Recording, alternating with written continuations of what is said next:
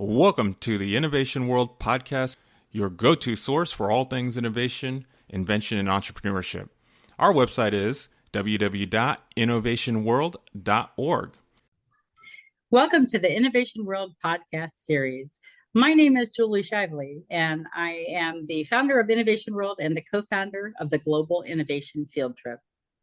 And my name is Jake Mendelssohn. I am the co-founder of InventFuture.Global, a co-founder of the Global Innovation Field Trip, and I've been involved in the Connecticut Invention Convention for 40 years.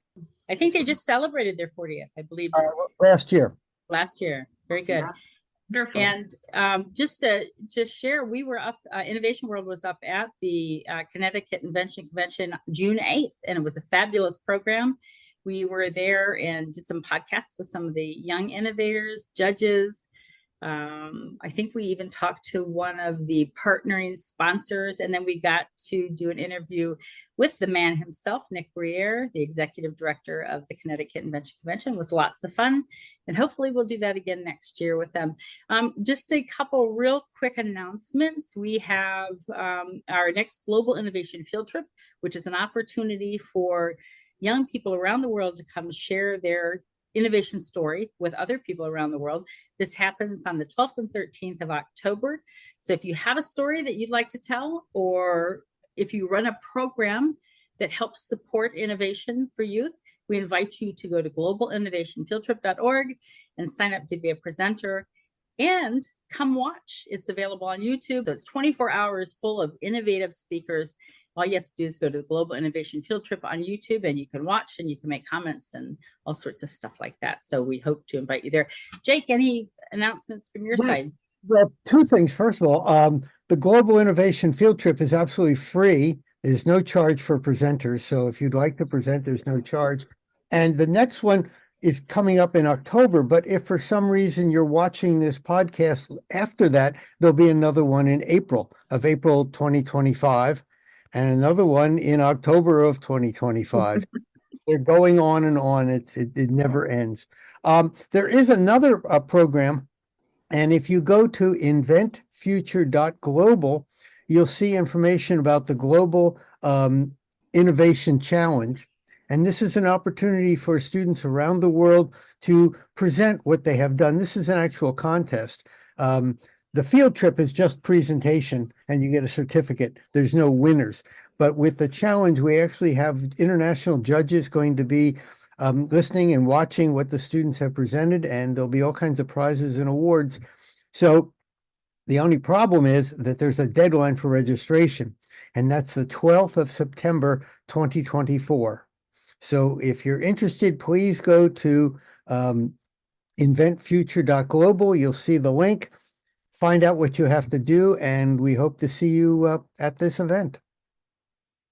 It'll be a great event too. And I think the final round of judging for that happens at the Global Innovation Field Trip on the 12th and 13th of October. So it's fun to watch if you're not involved, and it's great to be involved if you can be. So, all right, I want to get right to introducing our guests really quick.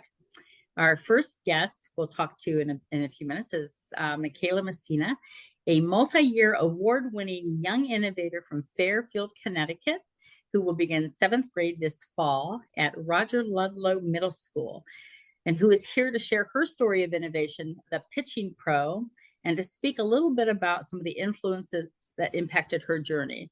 Michela is a pitcher on her traveling softball team, and she was inspired to create her invention by a simple need to practice and warm up with accuracy and consistency. She's excited to share her journey from inception to realization of her invention and her hopes for the future. So that's great. We'll talk to you in just a second, Michela. And I want to introduce Mike Messina, other than father of Michela. He is a manufacturing engineer manager at ASML. So welcome both of you. And then Suzi Murphy. No problem. Love it. And Suzi Murphy from Seattle, Washington. She began her career as a registered nurse before becoming the director of national accounts for a billion-dollar pharmacy company. She's a successful product developer and devoted mother and founder of Kid Invent Mentors, which we'll talk about a little later too. So welcome, all three of you. Thank you very much for taking time out on your Sunday to speak with us and share your stories. So Michela, we're going to start with you, and we'd like you to share a little bit more about yourself and about Pitching Pro, maybe some of the awards that you've won. Anything else you would like to share would be great too. I'm Michela. I'm a pitcher on my travel softball team. I'm a middle infielder. That means that I play short and second. And I also started playing volleyball. I want to be a biochemist when I'm older and help animals. I'm a Girl Scout, and I like to sew in my free time. And I'm also a drummer. And I recently competed in Odyssey of the Mind with some of my old school friends.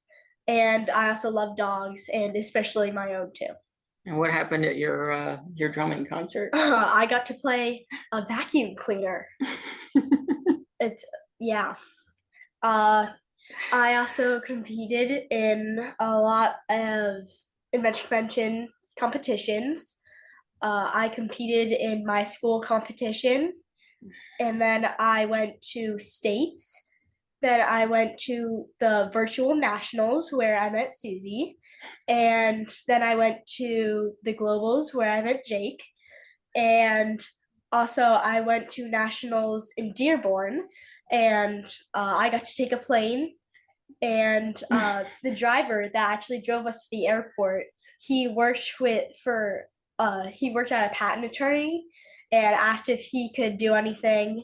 And I also met people from around the globe or around the US, and like a girl named Wesley from Idaho and a girl from Wallingford named Olivia.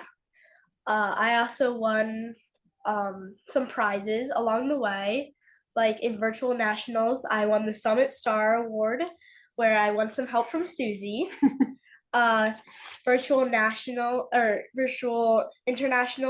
the Presenters Award, the Global Award.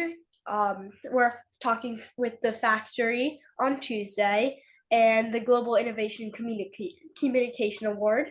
And then also in Dearborn, Michigan, I won first place in the 6th grade nationals. And we tried out for Shark Tank. Yeah. And made some friends. That was the coolest thing I think about nationals, was just seeing all the different kids from all over the place. And like, I think she made friends for life. Like this girl, Olivia, and another one from Connecticut became fast friends, and we're hanging out. And it was awesome to see so many like different inventors and levels, and the kids are going to change the world. I swear to God. So it was very cool. Oh, I don't think you're doing enough things, honestly. It sounds like you have a very boring life, Michela. I'm telling you. Incredible. I can't believe it. So I have a really quick question before you go on to talk a little bit about Pitching Pro. Have you already started thinking about things in the volleyball world that you could improve? Not quite, because I haven't been playing for that long. So I haven't really seen a lot of problems with it, but maybe in the future if I keep playing. Okay, good. We talked about using the device to like set out the lines, right? But yeah, it's kind of hard to, anyway. Yeah. Working on it. All right. Well, tell us a little bit about Pitching Pro, how it happened, what it is, what it does, and what you're doing with it. So, like usually before you are warming up in the outfield, there's like no set distance. So I made my invention so that way you can just take it out to the outfield, and you just pull this string out to the according distance, and then it just goes straight back into the mound. There is a torsion spring inside that makes the string retract, and that's basically the key part of my whole entire invention. And I've also talked to like a lot of people from my own team and other teams, and they said that they had this problem too. So it's very cool. And how many iterations did we have to go through to finally got one that worked? I think like 5. So yeah. Right. Did lots of 3D printing. I think luckily we had a 3D printer at home, and so it was easy enough to just try, iterate, right? We did that a whole bunch of times, took a bunch of measurements, and oh boy. So what specifically does it do when you're pulling it out? Is it measuring the distance of a throw? So there's color-coded distances on the string because when you're pitching, you have to pitch from like a different distance depending on your age. And then it's also on the string. So when you pull it out and you see this specific mark on the string. So imagine as you pull it out, the color 35 feet of the way in has the same color that's what's on here. So then you know you hit the right distance. So Right, you so don't that you get just like pull it messed out. up when you're actually pitching in a real game. I see. Okay. And 5 iterations probably isn't bad if you ask somebody that's, had to make like 1,000 light bulbs not work before the first one would work correctly, right? Yeah. That's not a bad point. And we're still working. So that's the point, I guess, about working with the manufacturer is one of her shows, she won that prototype award. And so they're actually getting in touch with us. They said the factory on Tuesday to talk about designs to make it even more robust and all that kind of stuff, right? Because right now it's a little thick, right? Ideally, it'd be a little bit thinner. And so we keep trying to figure out ways to make it more compact. I think that's what this whole thing's going to be feedback for. So you're standing on that when you're pitching, right? Yeah. You put your foot like right here. Yeah, exactly. 1 foot right there, and the other foot off the mound? Yeah, it's like Okay. So you might have to make that in different sizes too for the different size of little legs that are trying to pitch. We'll see. I mean, how young do pitchers start? They don't pitch at T-ball, right? no. Do they do T-ball, softball? Yeah. Yeah. So That's mostly like little leagues. I think that starts at like 6 years old, right? So- And then, Like I can imagine a little 6-year-old might be struggling to keep that other leg in place. So you might have to make those mounds different sizes as they grow up. that could be a as good well. point. We can see it's like a pitching age, like an actual development program for like young pitchers and stuff. It's going. Well, I have some other questions for you, but before we do, I wanted to see if Jake might have some questions about the Pitching Pro. Well, I was interested in the string. Is it a special string or something, or does it get tangled up, or it's just just like the traditional string. It's just it doesn't really get tangled up because inside there's like a place for the string to go, so that way it doesn't get caught. Yeah, so it winds itself pretty naturally. Yeah, we did have to work with that to make sure that like that's a good point, that in the beginning it did get tangled up, and all really had to do with where the hole was top to bottom. If you had it, I think our first iteration was too high and then it went like and then so we had to kind of make it so that it goes straight in. But yeah, it's just a nylon string, right? That way it's tough. Yeah, but it doesn't, so far, I mean, we've used it, I don't know, 100 times or something, and it hasn't gotten tangled up. So Yeah. Fingers crossed. But what about it's in the dirt? If it gets dirty, does dirt and grass get into it? I'm just more concerned with the thing gets Oh, up and Well, That's a so good we point. have this red coin thing on top of it that kind of blocks off the hole from where the string is coming out. So I think that most prevents stuff from getting Yeah. inside. and it's sealed on the bottom too, yeah. right? So far, so good. We'll see. But I think that's, that you bring up a really good point about, thinking these things through if we actually bring it to market, right? yeah. Do you have an idea about what the price would be for something like this? Have you guys gotten that close to? So it would probably be like $50 to $75 based off of how much it costs to make. And we actually talked to a Dick's Sporting Good manager, and he said because it's an advanced product, we should sell it for like more. And a regular pitching mound is already pretty expensive. Like one just like the rubber is $35, but one with like a built-in mat and turf that can be up to $150. So Wow. So you have a lot of leeway there. You can go probably much higher then, because I was wondering what the plain old rubber ones cost, and that's a pretty high price for just a rubber Piece of mat. rubber. I know, and that was after shopping around.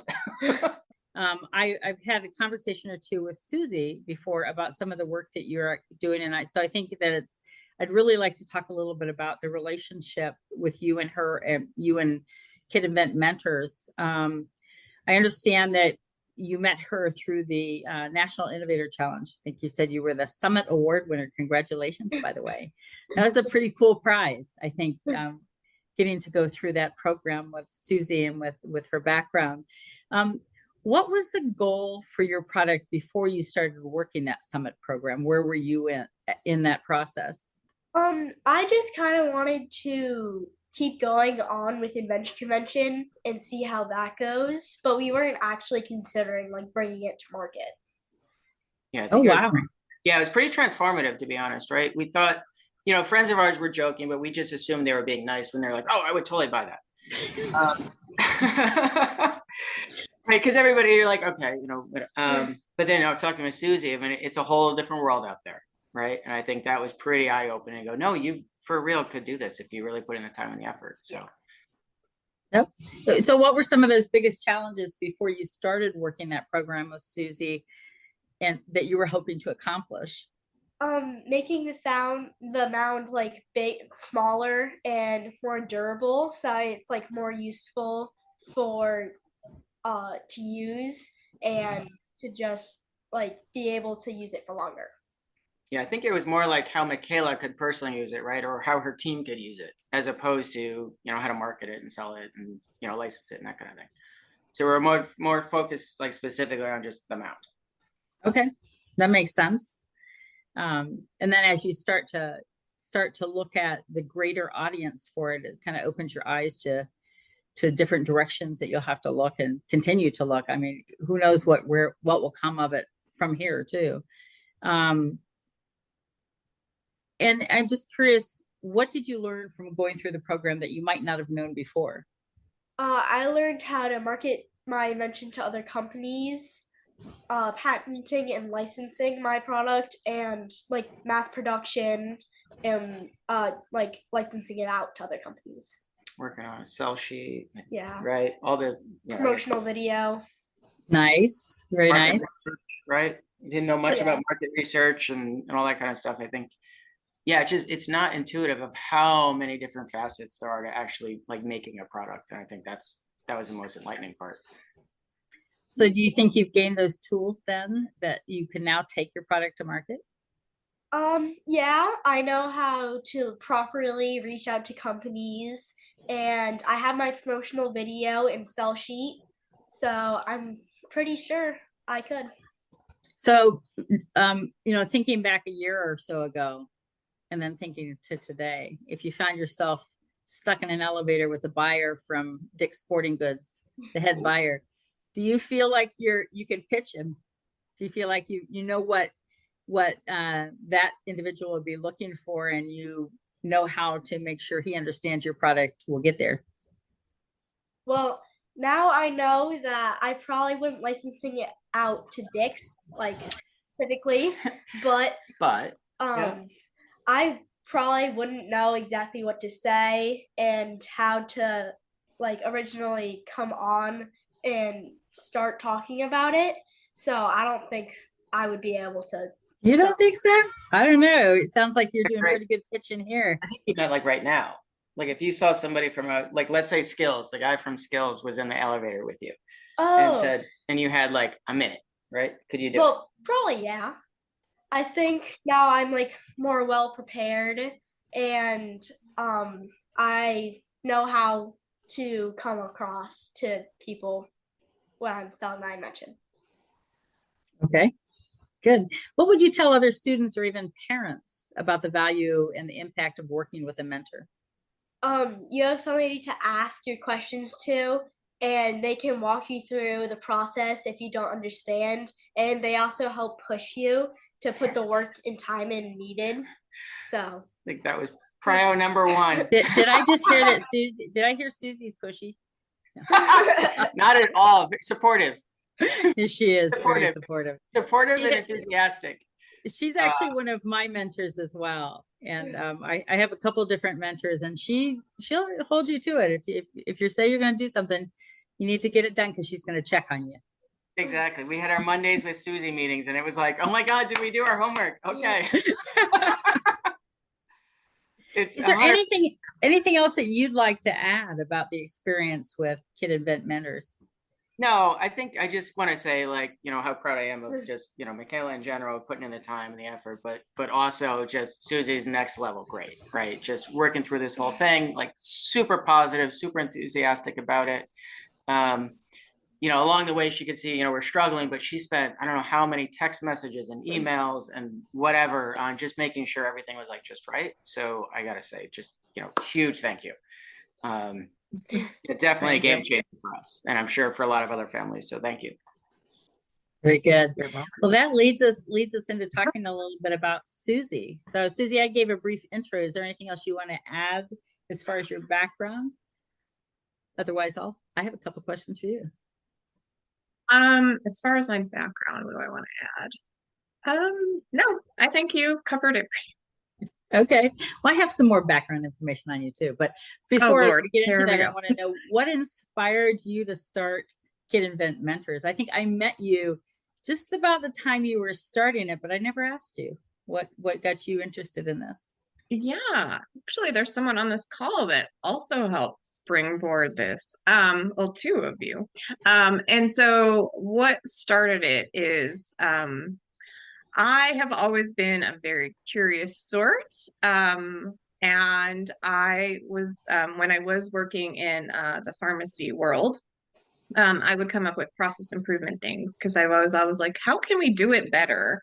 And so that has always been something that my entire career life, I look at a product and I'm like, oh, if it only did this, it would be so much better if we could just make this one little change. And so I've always had this drive, and I ended up taking my own invention journey, which was trying to see, well, how do I bring things to market? I'm curious.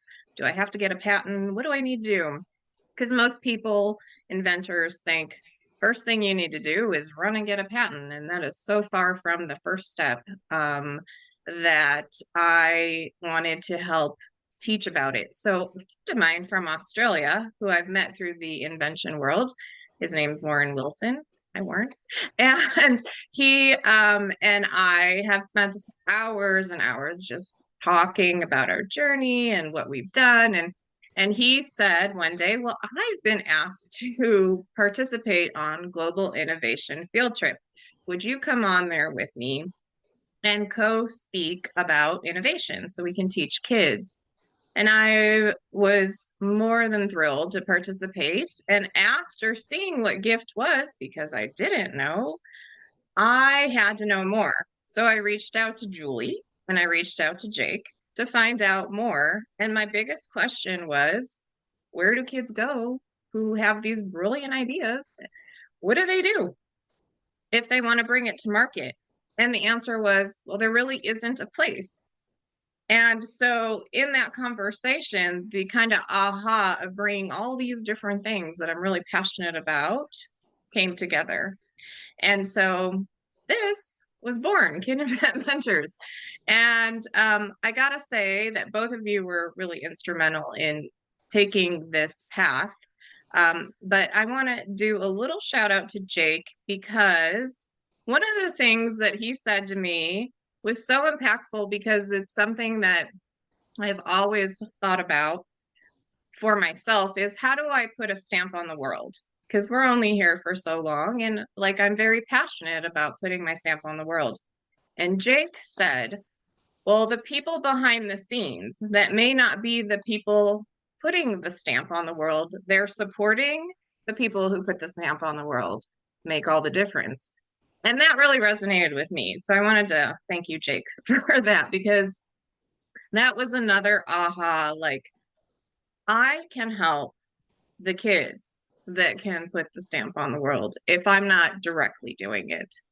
And so I appreciate that. And that's pretty much what segued me into this program.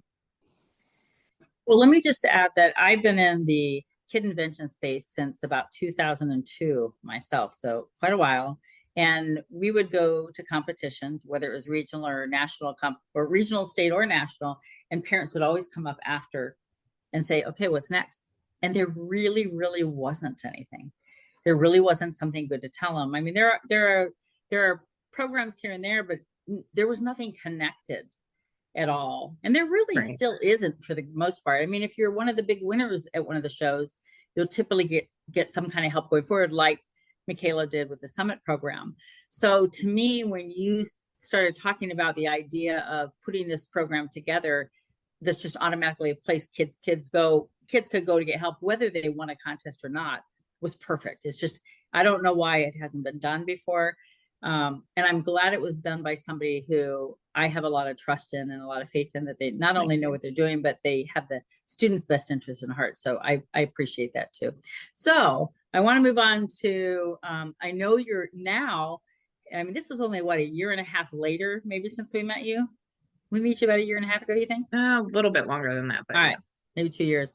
Now you're involved in the Global Innovation Field Trip. You're a team member, you're a guest host, you are a presenter, Innovation World Alliance member, which is another US-based networking program that helps support young innovators across the US, Independent Innovator Challenge Judge, National Innovator Challenge Judge, Advisory Board member for both the Global Innovation Challenge and the, I'm sorry, not the Global, yeah, the Global Innovation Challenge and the National Innovator Challenge. Boy, I can't talk.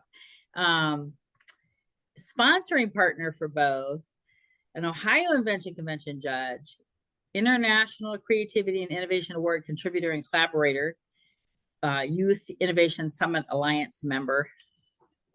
I don't know when you sleep, Susie. And you're currently working with our friend Arturo, an international professor from Monterrey, Mexico, and developed a Tinkercad camp that you guys are putting on right now. So, you know, I think you went from here to like here in what you're doing to support youth innovation. And I wanted to say, I really, really appreciate it. And it's a lot, but it needs to be done. And I'm thankful that you're there to do it and help us accomplish what we need to do too. So kind of, it really is about the kids then with you. It's, you know, it's evident to me that it's really about the kids. It really is a passion. And I do love the fact that I can bring all the things that I really love together in the hopes that we can make really big impacts. In lives, I mean, it doesn't matter really what the product is. It could be this huge global environmental something, or it could be helping out softball players and taking a kid through the invention process. And who knows what is going to come out of Michela, because now she knows the steps. So this is just the beginning for her. And so it just really, I just so enjoy it. And I love to see the aha moments. I even think Dad had a couple. So that was fun to see how Dad and Michela work together to have amazing bonding time, but also to continue to create. So speaking of aha moments, right? So this is one of them, right? So we were talking about the pitching throw being built into the mound, and Susie's like, well, could you make it so that it could be a standalone thing, and then you can use it for other things, right? So I'll market it. So then we came up with like different covers for, like, you have one for baseball, one for softball, make one for cornhole. So yeah, I mean, again, so she was just instrumental in just having us just really kind of think it through and be like, all right, what else could you do? What's next? You know, we talked about pool softball, like, could you somehow think about playing in the pool, right? So really encouraging us to think through. Yeah, I will definitely say lots of aha moments, including the patent process, which is insane. Well, I have to give a shout out to this family for writing their own provisional patent. And through the guidance of myself, they also worked with Chuck at the, what is it? The federal VIP? VIP. Yeah, VIP. Definitely want to give a shout out to Chuck for volunteering. We actually had one of his attorneys actually look over a provisional patent and help me clean it up and say, make sure you talk about this and clean up the language. And he all did it pro bono. So definitely thank you for that. He's helping me as well. His group does some great things. So They do. we'll have to let him know that he got mentioned in this podcast. Yeah, but Julie just mentioned Chuck. Why don't you say what the name of this group Chuck is? Tyler is with the Veterans Intellectual Property Organization, and their whole focus is to give vets or dependents of vets opportunities to innovate. And they do this through offering pro bono assistance on things from patenting to establishing organizations, and probably more than I even know that they do. So it's really cool that he's making his rounds, and we have a connection now. And Messina's and I both are working with Chuck's organization. So am I, actually. there you go. So Suzi, tell us a little bit about your program real quick. So at Kid Invent Mentors, we have several programs. Everything within the Kid Invent Mentor world is a play on climbing a mountain, because essentially that's pretty much what you're kind of doing when you're inventing. You start at base camp and you move all the way up. And so base camp is our first program. So it's Base Camp Challenge Prep. And within that, we have two different options. One is called Innovator's Launchpad. And this is for someone who's like, I have an idea, but I have no idea how to develop it. And so we mentor them through all the essential innovation steps to prepare for any challenge that they're interested in. The second option is it's called Innovator's Blueprint. And that's where we give you a self-guided, where are you at? You've already developed, but you're not ready for a competition. And so we take where you are and take you all the way through getting ready for the prep, but you've done a lot of work on your own. So this is just filling in the gaps, essentially. And so that's a 4-session mentoring program that we have. We also have something called the Incent Innovation Program, which is for in-school, after-school, or individual, where if there is an interest in innovation, but no one knows how the innovation process is, we take kids, students through innovation by giving them a real-world challenge. For example, ocean pollution. What can we do about ocean pollution? Identifying the problem, where is it the most impactful, and taking them through the innovation process into making a prototype and pitching what they've done at the end. Then the summit program we've talked about in great detail, but it's essentially you have an invention and now you'd like to license it. And what licensing is essentially you are renting out your idea to a company. And this would be a company that makes products. So the Messinas can give you, what is a company that you're looking at, for example? Skills. Skills is a company that does what? I'm testing you now. They make sports equipment. So they make sports equipment. So their product would be a great fit for sports equipment. And so they would find more companies like this to try to show that they have a product that they may be interested in. And in return, the company, if interested, they would create something called a licensing agreement, where there's a small royalty for the sale of their product, but they don't have to advertise and they don't have to make it. And it makes a lot of sense for families that don't have the time to start an entire business because mom and dad are both working and the kids are doing sports and all kinds of different things, and there just isn't all that time. And then they're free to invent other things. So it gives a lot of flexibility. And then the last and final program is called the Everest Creative Compass. And that's someone who really wants to do their own business. So the whole entire thing, market, manufacture, the entire thing. And it takes you through learning all the steps to how to do it. So we go from base to Everest and go through the comprehensive gamut of innovation. Very nice. I imagine that it's a little different for every client that you work with as well, because their product's different. There's going to be different challenges along the way. So absolutely. Absolutely. I mean, and everyone's driven in different ways, right? I mean, the Messinas are very driven. So they were amazing at getting their homework done.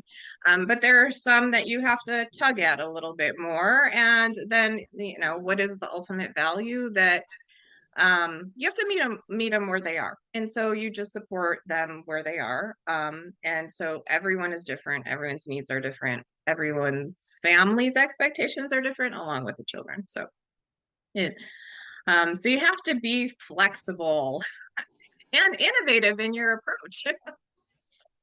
Thank you, Susie. So Thank you. I have just a couple more questions for you, Michela. First of all, what's on the horizon for you? What are you gonna do next, innovation wise? So I don't really have that many ideas right now that I can prototype, but I am thinking of softball and water. But I think if something comes up, I might try to go through this process again with that invention. I think we're the epitome of, necessity is the mother of invention kind of thing, right? Is as it shows up, we go, aha, right? We have those kind of a lot around our house, but I think trying to show Michela how to think like that, right? Of could you do something better? Could you innovate it? Like Susie hit on that too, right? Of just, is there a better way to do something? I think is sort of where we're headed. And I think sometimes it's easier if you let that happen organically anyway. Instead, the harder you try to figure out what to innovate, the harder it's like you get this block. But if you've got the innovative mindset now, so now you're just looking at the world and watching things, and it'll come to you, and you'll see it, and you go, I already know what to do with that. I know the process. I know where to take it. And of course, I'm sure if you get stuck in there somewhere, that you can always reach out to Susie again and add her as a mentor again in the future. But I think you'll be well equipped at this point, at least to go through those initial stages yourself. All right, my very last question for you, Miss Michela. And I ask this of every student that I podcast with, because I think it's really important to get insight from them like this. If you could go to lunch with anybody in the entire world, from past or present, who would that be, and why would you pick them? I would choose Jenny Finch, a 3-time world champion, won gold and silver while playing in the Olympics, because I look up to her as a pitcher and just a role model in general, but also possibly Taylor Swift as a close second. If it didn't work out with Jenny, you'd maybe Taylor. So what would be that first question to the Olympic superstar? What motivated you to keep going? What challenges have you come across along the way? And how did you come across pitching, and why is it important to you? All right. Yeah, I think I'd want to know, if we had the opportunity to go together. Okay, all right, sure, Mike, you're invited. Go ahead. Right, yeah, right. And then, and beyond that, she's done a lot of community outreach. So if you look at what she's done since, right? So she started up foundations, she works with girls camp, she does a lot of women empowerment kind of stuff, right? Sort of, where she's at there, would she have some advice for Michela of how to keep going? How to look at the world at a place that you can keep helping, right? I think she hasn't just stopped there. I think she's now a mother, and so she's looking at through her kids' eyes, and just, an all around really good person, right? And so just figuring out how she balances all that out. So have you reached out to her and invited her to lunch yet? No, I'm not. I'm totally serious. It's on the list, right, guys? Yeah, I was gonna say, so we're putting the finishing touches on our sell sheet. So this is the thing, right? So we have a thing drafted about how to reach out to her. We're debating through LinkedIn, or do we do it through her website, of just saying, look, there's somebody you inspired clearly. Can you talk, right? Instead of hitting her hard on with, jumping right into, can you market our product? Well, how about you send her this little end snippet of your podcast where you're expressing who you want to take to lunch and why, and then give her the link to the greater podcast if you want to. Wouldn't it be amazing if she was a person that was pushing your pitching pro, endorsing your pitching pro? Right. Yeah. That would be the money. That'd be great. Don't assume she won't be interested in going to lunch with you. Don't assume that at all. We've seen it actually happen, not lunch, but we've seen it happen with another student that Jake and I podcasted with, Siddharth Vikram, and one of Sid's first podcasts with us. And we asked him the same question. And he said, Elon Musk and Neil deGrasse Tyson were the two he'd go to lunch with. But then he ended up picking Neil deGrasse Tyson, and Jake encouraged him to write him a letter. And he's like, no, write him a letter. And he did. He wrote this handwritten, beautiful letter. And he invited him to lunch and told him all the things he loved so much about his work. And then at the end, he's like, so when are you picking me up for lunch? It was a great letter. And he got a response. He didn't get one from Neil deGrasse Tyson himself. He got one from his crew. And they said, well, he can't go to lunch, but we're going to be in your area in a couple months for a conference or a seminar or something. And here's passes to come back and talk to him. So how cool is that? So you have to try. I mean, everyone's afraid to do it, so nobody does it probably. So, I'm sure she'd be super impressed to get a letter from, or some kind of correspondence from, an up and coming innovator and superstar pitcher herself. Cool. Thank you. All right.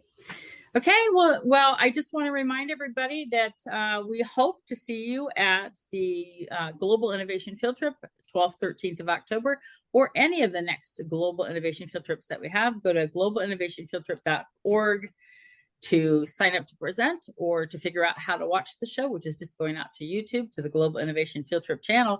Suzi, real quick, give me a website address to reach you. InventFuture.Global. There you go. Beautiful. And I want to thank Michela Messina, Mike Messina, Suzi Murphy, and of course, Jake Mendelssohn, our co-host, all for participating in this conference today, or podcast today. I'm sorry. Thank you for participating in our podcast. And we wish you the best of luck. We'd like to hear from you again in the future. Let us know how it's going. Keep in touch and keep on innovating. And thanks so much. Thank you so much. Thank you for joining us today for the Innovation World podcast. Innovation World is your go-to source for all things innovation, invention, and entrepreneurship. Our website is www.innovationworld.org.